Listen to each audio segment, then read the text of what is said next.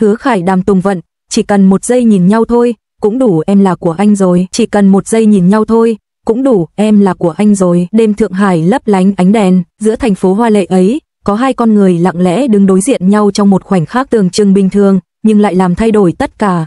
Chỉ một giây, đúng một giây, khi Đàm Tùng Vận quay đầu lại, ánh mắt cô chạm vào ánh mắt Hứa Khải, giữa muôn vàn ánh sáng, giữa tiếng cười nói và dòng người tấp nập, thế giới như dừng lại. Cô không biết rằng, giây phút ấy, trái tim của Hứa Khải đã hoàn toàn thuộc về cô.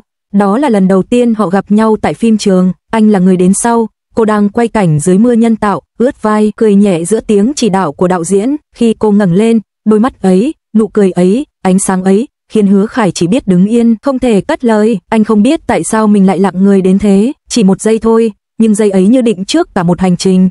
Em cười một cái thôi, anh đã mất rồi. Hứa Khải, nhật ký cá nhân, trang thứ 9. Từ giây phút đó, anh biết rằng, dù chỉ là bạn diễn, dù chỉ là cùng làm việc, anh cũng sẽ không thể coi cô như một người bình thường. Những ngày sau đó, đoàn phim thường xuyên thấy Hứa Khải đứng gần khu vực của Đàm Tùng Vận. Anh hay hỏi han, mang nước, lấy áo khoác cho cô. Khi cô ho, anh lo. Khi cô mệt, anh lặng lẽ lấy ghế cho cô ngồi. Không lời nói, không tỏ tình, chỉ là những hành động nhỏ nhưng chân thật đến mức khiến ai cũng cảm nhận được anh đang yêu. Đàm Tùng Vận ban đầu chỉ nghĩ Hứa Khải là người đồng nghiệp tốt, dễ mến, nhưng dần dần, mỗi khi quay cảnh cùng anh, cô cảm thấy tim mình đập nhanh hơn. Mỗi lần ánh mắt họ vô tình chạm nhau, cô phải quay đi thật nhanh, sợ ai đó nhận ra điều gì. Chúng tôi chỉ diễn thôi, nhưng tại sao lại run tay mỗi lần anh ấy nhìn tôi? Đàm Tùng Vận chia sẻ trong hậu trường, cảnh quay hôm ấy là cảnh hai nhân vật chính đứng trên sân thượng, giữa hoàng hôn. Hứa Khải phải nhìn Đàm Tùng Vận bằng ánh mắt si mê, còn cô phải đáp lại bằng nụ cười nhẹ nhàng.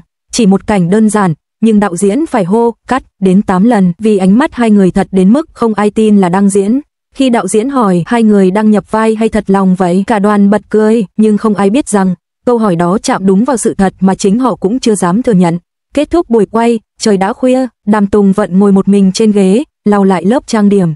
Hứa Khải tiến đến, không nói gì, chỉ đưa cho cô chiếc khăn khô. Ánh đèn vàng dịu, gió nhẹ thoảng qua, em biết không, chỉ cần nhìn em một giây thôi, anh thấy như cả đời mình đủ rồi. Câu nói nhẹ như hơi thở, nhưng khiến Đàm Tùng Vận ngẩn người.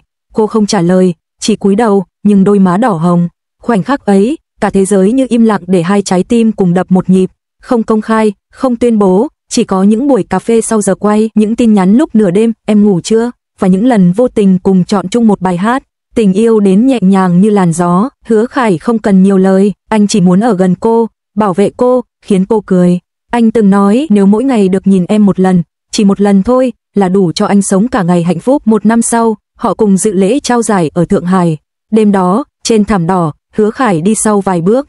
Khi Đàm Tùng Vận dừng lại, quay đầu nhìn, ống kính bắt được khoảnh khắc hai ánh mắt chạm nhau trong biển người. Chỉ một giây, nhưng đủ khiến mạng xã hội bùng nổ. Fan chia sẻ bức ảnh ấy với dòng chú thích, một giây thôi, mà ánh mắt đó đã nói lên tất cả. Ai cũng thấy, ánh nhìn của Hứa Khải không còn là ánh nhìn của bạn diễn, mà là ánh nhìn của người đàn ông đang yêu thật lòng. Khi chương trình kết thúc, họ cùng về khách sạn. Đàm Tùng Vận hỏi anh, tại sao anh cứ nhìn em mãi như thế? Hứa Khải cười, vì anh sợ chỉ cần nháy mắt một cái, em sẽ biến mất. Câu nói ấy khiến cô bật cười, nhưng đôi mắt lại ngân ngấn nước.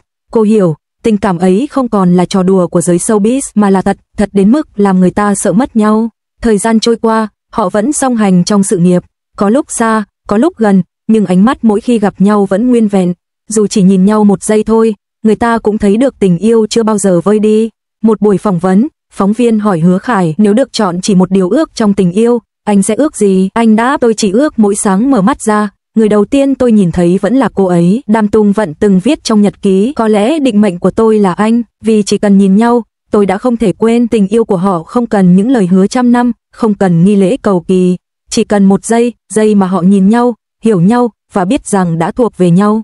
Giữa thế giới ồn ào, nơi tình yêu dễ đến dễ đi, Hứa Khải và Đàm Tùng Vận vẫn chọn sự lặng im đầy chân thành, không phô trương, không ồn ào, nhưng chỉ cần ai đó vô tình nhìn vào ánh mắt họ trao nhau, sẽ hiểu đó không phải là diễn. Hứa Khải từng nói, trong một lần hiếm hoi trả lời phỏng vấn riêng tư, anh không cần ký ức dài, không cần 100.000 tấm ảnh, anh chỉ cần một giây nhìn em thôi, cũng đủ biết em là của anh rồi. Và từ giây phút đó, tình yêu của họ không còn là bí mật, nó là câu chuyện mà cả thế giới đều chứng kiến. Một giây thôi cũng đủ cho một đời thương nhớ.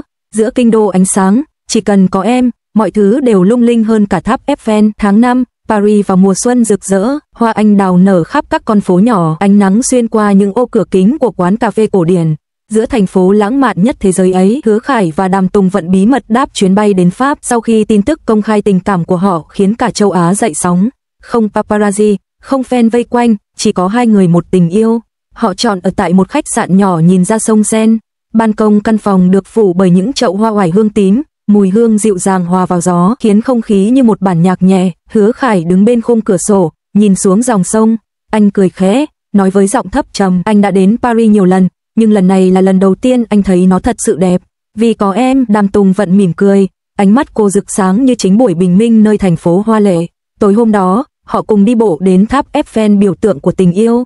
Không mặc sang trọng, không mang theo vệ sĩ, anh chỉ mặc áo khoác nâu, cô mặc váy trắng đơn giản, mái tóc buông nhẹ. Gió đêm Paris nhẹ như lời thì thầm, ánh đèn vàng của tháp Eiffel phản chiếu lên gương mặt họ.